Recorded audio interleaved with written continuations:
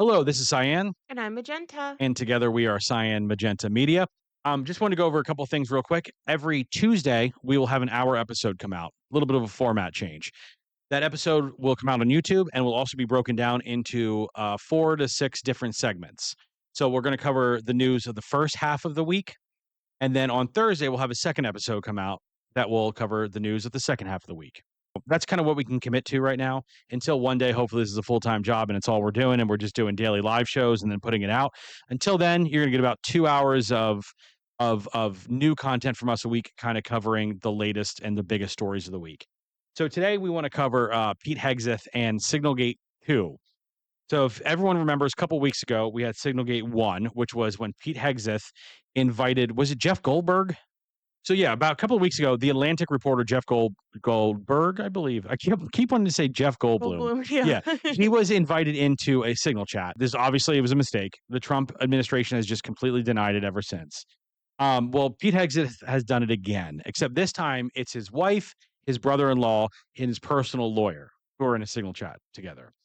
So we're going to go over a couple stories here that kind of go over the gist of it, and we're also going to cover some of Trump and Pete Hegseth's reaction to it. Concerns about the possibility of national security secrets leaking out following the discovery of another unsecured group chat that was used to share details of U.S. military operations overseas. Two sources tell NBC News that Defense Secretary Pete Hegseth used his personal phone to send information ahead of U.S. airstrikes in Yemen to a group chat on that same app that we've talked about here. It's called Signal. 13 people were in that chat, and get this, it included his wife and his brother. Hegseth and other top Trump national security officials were criticized. This was just a month ago for a similar incident. That time, you'll remember the editor-in-chief of the Atlantic magazine. His name's Jeffrey Goldberg. He was accidentally included in another Signal group chat. Well, for more on this, let's bring in NBC News senior White House correspondent Gabe Gutierrez. Gabe, great to see you. Thanks for being with us. What are we learning about this group chat, and any warnings maybe that Secretary Hegseth was given about how to handle this kind of potentially sensitive information after what happened with Jeffrey Goldberg a couple months ago?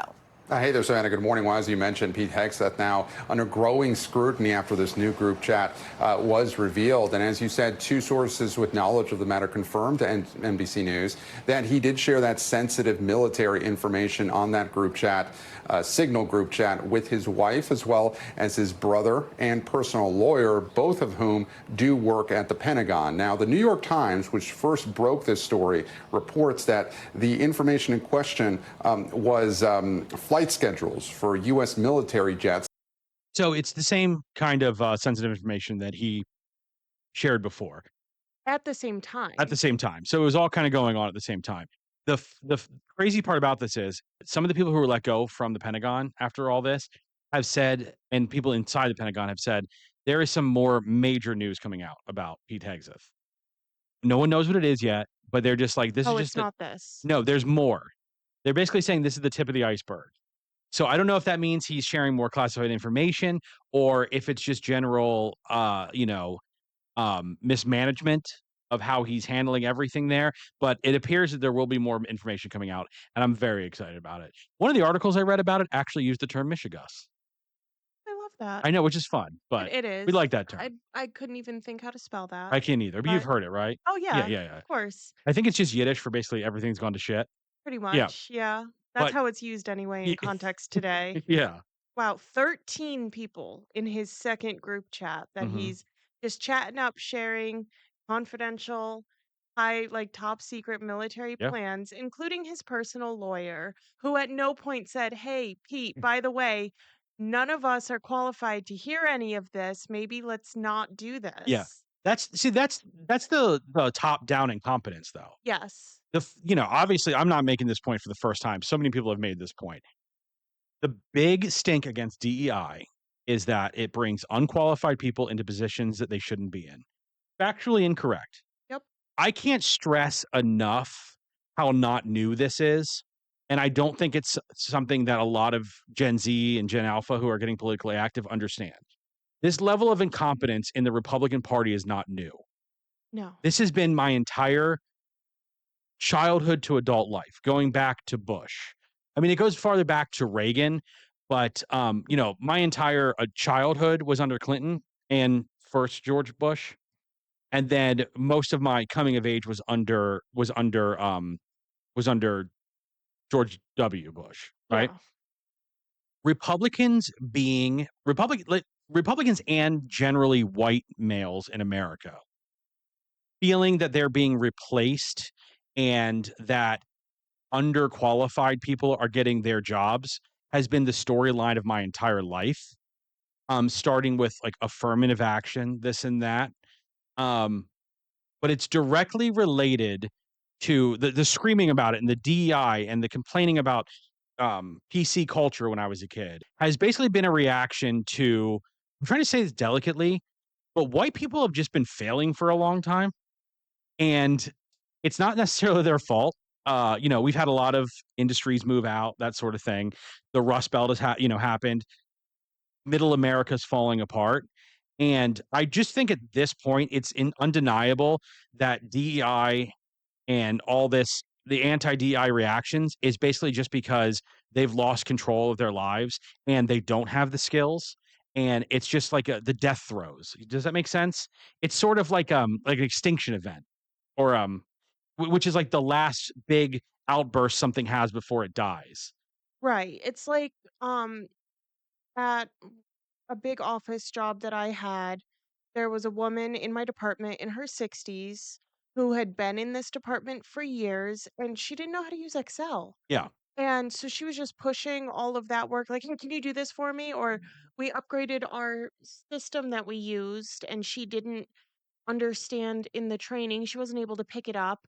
And she, instead of saying, "Hey, can you show me how to do this?" she would say, "Hey, can you do this for me real quick?" yes, And it's just sort of that sense of entitlement of I deserve to be here because I earned my spot here yeah. years ago and everything is changing and I can't keep up, but that's not my You fault. just made my point way better than I was really stumbling through that point. But my Mhm. point is, white people have to try now, and they're pissed about it. Yes. White males, middle-aged white males, used to have to not try at all. They were handed things. Yeah. Whether we're going all the way back to the 50s, 60s where you worked for daddy's company, whatever, you inherited daddy's company, and your dad was friends with another guy's dad, so we got you a job and then a pension, all this stuff. White people have to try now, and I think it really pisses them off Yeah.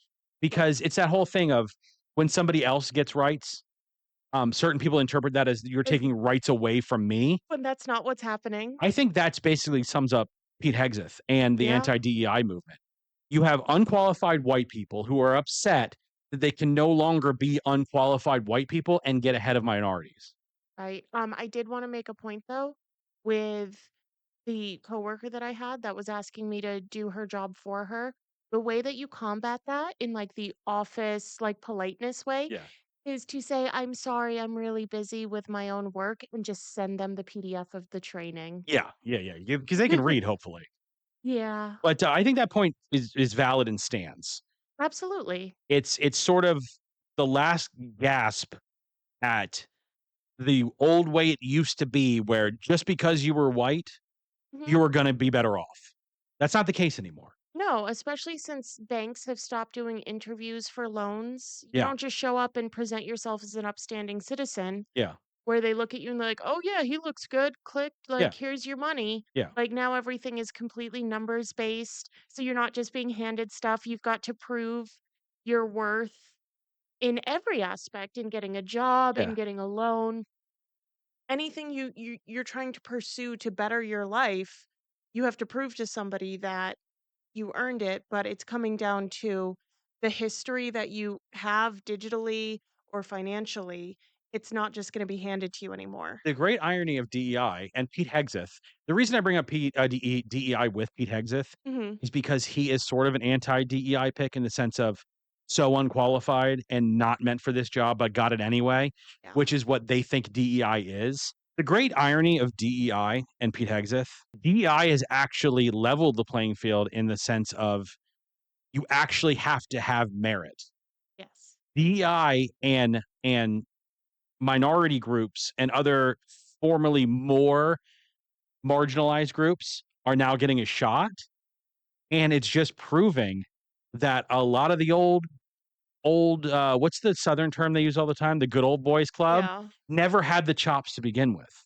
Mhm. And Pete Hegseth perfectly illustrates that these people were never qualified to begin with. And the reason they're upset that other people get a shot is because they know they can't handle it. Mhm. They know they can't cut it.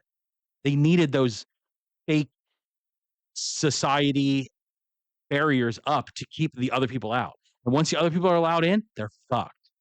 Yeah, because it just shows their incompetence. It Yeah, highlights it. And it's like, yeah, it's time to be replaced because you have proven that you are not worth the you're not position that you capable. hold. You're not It's capable. sorry, merit-based system, and you're finally realizing you have to have some merit. That were targeting Iranian-backed Houthi rebels in Yemen. One source confirms that to NBC News. But as you said, Hegseth now under growing scrutiny and had received a lot of criticism over the last several weeks for sharing the sensitive military information on that first group chat, which we had heard with that Atlantic reporter being added to that chat, which was initially started by National Security Advisor Mike Waltz. Savannah. Gabe, one of Pete Hegseth's former aides is speaking out about the environment at the Pentagon amid a recent purge, of some top officials there. What is he saying? Yeah, former Pentagon Press Secretary John Oliot, a pretty remarkable op-ed in Politico magazine. He says that there was several top aides that were fired that posted on X denying some of the what had been said by other top Pentagon officials, saying that they had been slandered for leaking sensitive information to the press. Well, Oliot, in his op-ed, writing that after a terrible month, the Pentagon focus is no longer on warfighting, but on endless drama, concluding it is hard to see Hegseth remaining in his position. And that's a key point I want to talk about there. Okay. This is kind of a microcosm of the Trump administration as a whole, in my opinion, because did you hear what he said? That Pentagon officials have said the State Department has become more about drama than it has actually war fighting, Yeah, it's pulled focus from their actual purpose onto high school drama. which is sort of the Trump administration as a whole. Absolutely. It's just distractions, distractions, distractions. So this must be really bad if even the people Pete Hegseth brought in, because he brought these people in. These people that came in and are talking about the state of the Defense Department are Pete Hegseth appointees. They were supporters. Some of these people have even come out since and said that they're still firmly MAGA people, but they've even lost faith in Pete Hegseth. So that was basically the kind of overview. And then we had some reactions from Trump and Pete Hegseth themselves. Hegseth responded to those reports earlier today. Let's take a listen to that. They take anonymous sources from disgruntled former employees, and then they try to slash and burn people and ruin their reputations. Not going to work with me, because we're changing the Defense Department, putting the Pentagon back in the hands of warfighters, and anonymous smears from disgruntled former employees on old news doesn't matter.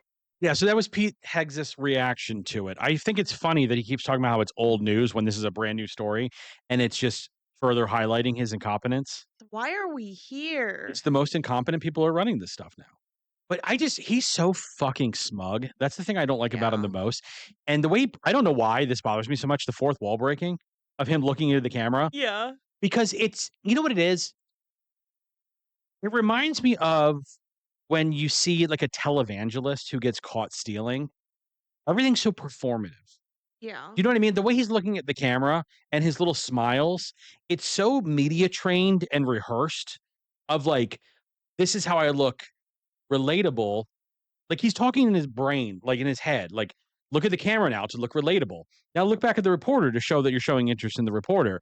And now look at the camera again to appear relatable, and then have some emotion in your voice. You know what I mean? It's like so choreographed. That's like the whole thing with Trump being so real. I never got that. When No. everyone's like he's so real and he's so down to earth, this and that, or he's so unfiltered. I don't think so. Everything they do is so filtered and like a televangelist. But also, not having a filter does not make you real. No, that's the whole Like, Eminem thing, it yeah. it's just it doesn't. Sophia on the Golden Girls didn't have a filter. It didn't make her any more real. It just made her very much an ass Yeah, yeah, for yeah. a lot of things. Yeah. having a filter isn't a bad thing. Presenting yourself professionally and respectfully Yeah. is not a bad thing. I don't know when that got We talked about that demonized. on a previous episode where I was like, just because you're you all the time is not an inherently good quality. You should have work you, personal you, friend you. There's just this plasticism to them of like just this fakeness to them. And I just don't understand. We just have completely different worldviews. If you can look at someone like Pete Hegseth or a JD Vance and think they're anything but grifting you, Yeah. I just don't understand it. I just don't understand how people look at these people and don't automatically see through it. I don't know if it's just a gullibility or if it all plays into that whole thing about how right wingers tend to not have much media literacy because they don't know how to interpret subtleties. Yeah, they don't understand They don't metaphors. understand metaphors.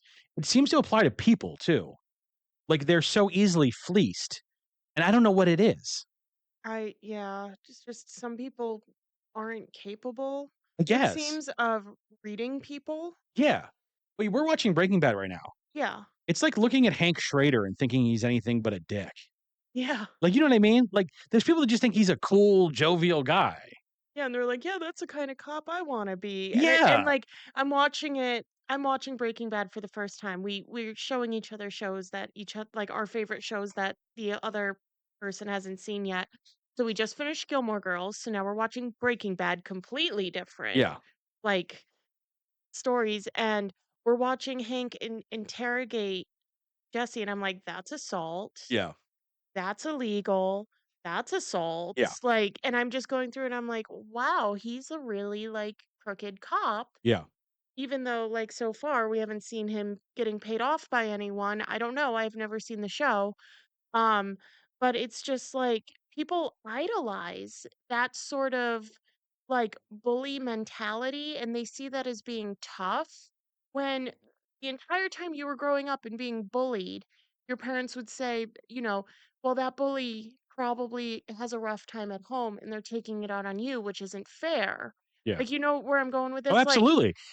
It goes back to how, they say Trump is the dumb person's idea of a smart guy.